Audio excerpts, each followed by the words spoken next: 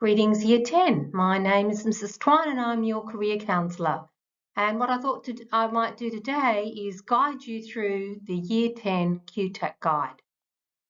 This is what your Year 10 QTAC guide looks like. As you'll see, it's emblazoned with the year 2028.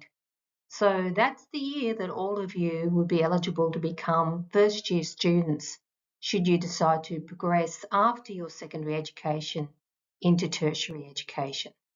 And the QTAC guide is a valuable resource that will tell you what the many options are at university. So why would you read the Year 10 QTAC guide? Well, I'm going to give you a couple of good reasons. This is really a resource designed for you to help guide you in that transition from school to university. Now, when you flip through the guide, you'll see that there are about 1,800 different study programs available for people when they finish school to study at university. So it's a really good idea around about Year 10 to start looking at some of those and to continue your consideration of them across the senior phase of learning. And then the third and most important reason, I think, is because through reading the guide, you'll identify what are prerequisite subjects that you might need for your later university studies. And then you can factor them into your set plan and your subject selection. The final point is that not incorporating the correct subjects into your academic program could really limit your options further down the track when it comes to looking at university courses. There are ways and means of meeting prerequisite requirements outside of studying these subjects at school, but those ways and means mean that you incorporate additional expenses. They're additionally stressful and time-consuming.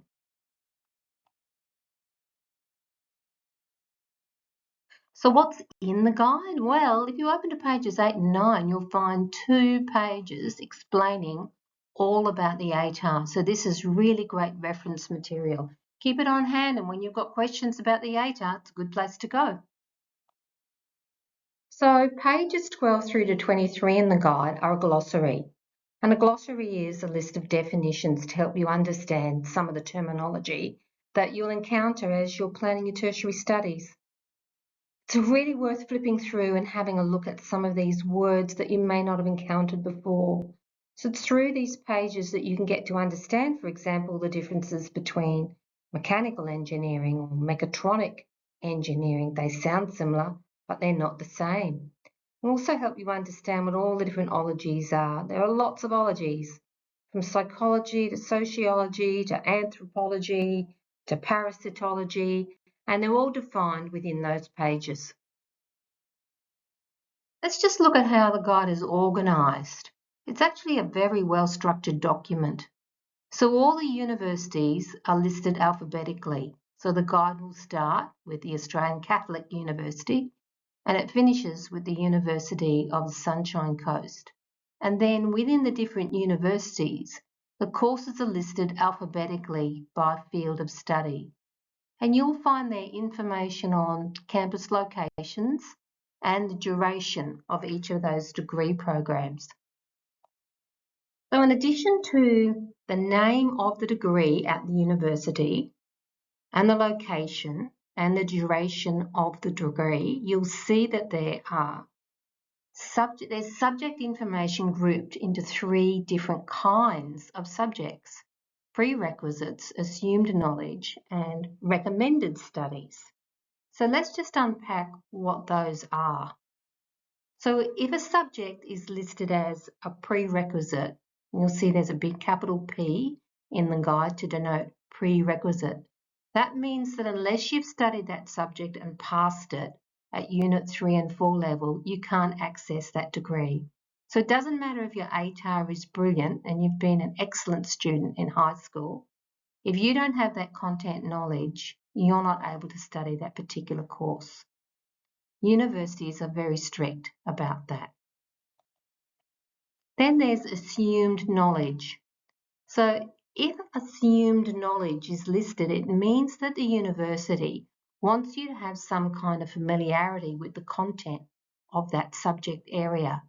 So you may be able to get into the course without having passed the subject at school, but it will definitely be assumed right from the very first week, the very first lectures, that you know what you're talking about when you're talking about that particular kind of subject area, that you have some familiarity with the terminology and the concepts.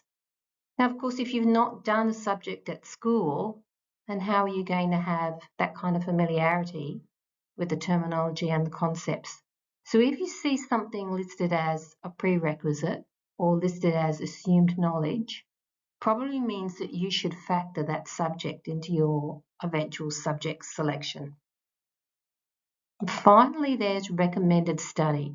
If it says recommended study, then it means it's no barrier to getting in if you haven't studied that subject, but the university are telling you that it probably would be quite useful to have that content knowledge.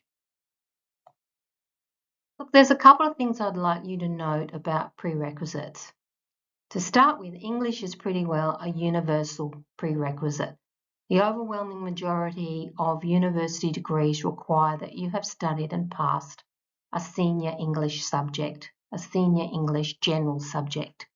In any case, you won't have an ATAR calculated for you unless you have passed a senior English general subject. The second thing I want you to understand about prerequisites is that there's a great deal of variation between universities. Some universities will have multiple prerequisites to get into courses. Then you'll find that comparable courses at other universities perhaps only have recommended study or no prerequisites of any sort. So don't just look at one university. If you're interested in a particular field of study, say you're interested in business or you're interested in engineering or you're interested in medicine, please investigate the relevant degree programs across all the universities listed in the QTAC guide, because the variation is immense and I don't want you to be misled just by looking at one particular university. The third thing I want you to understand is that prerequisites are ever evolving. They change over time.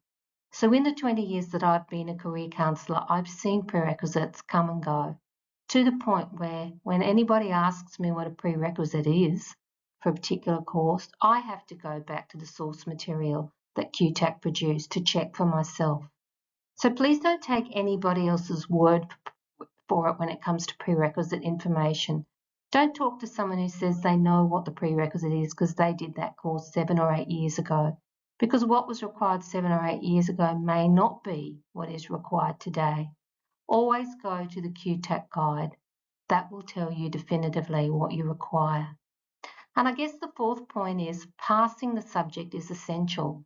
It's not just sufficient to have studied the subject. You must be able to demonstrate that you have sufficient understanding of the concepts to be able to pass those subjects. Let's look at variations in prerequisites. I'd just like to illustrate the point with some concrete examples. Let's take, for example, engineering, the Bachelor of Engineering honours degree. Now, engineering is a very maths and science-based discipline. You would think it would be absolutely essential that you studied maths and science at school to get into an engineering degree. But have a look in the guide and you'll find, surprisingly, that with university there actually are no prerequisites listed for entry into the engineering degree. But the university isn't saying that it's not important to have an understanding of some of those concepts. In fact, maths methods is assumed. And physics, chemistry and specialist maths are all recommended. But contrast that with the University of Queensland. In their engineering degree, prerequisites are English and maths methods.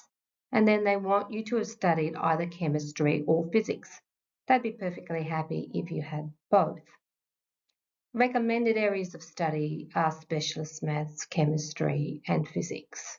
So the University of Queensland are enforcing the prerequisite of maths methods and a relevant science. Let's supposing that you want to become an accountant, and there are numerous ways to do that.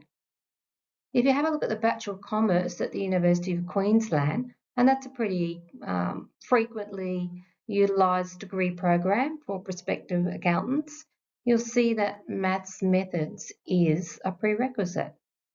However, you could study accounting as a major in the Bachelor of Business at QUT, and that doesn't require that you've studied maths methods. General maths would be fine. Similarly, Griffith University have a business degree where you could major in accounting without having studied maths methods. So you can see there is this variation, and it's very, very important to look at a range of universities, different programs, different requirements, just to get a feel for what is and isn't required. Some of you might have aspirations to study interstate. There are 44 universities in Australia. Many of our students, in fact, do end up studying in New South Wales, Victoria, or even further afield. So it's perhaps worthwhile, if you think that might be you, to have a look at some of the prerequisites that apply in other states, in other degree programs. And to do that, I would direct you to the Course Seeker website. That's an Australia-wide database listing all the degrees offered at every one of Australia's 44 universities. So what are some of the take-home messages from this presentation?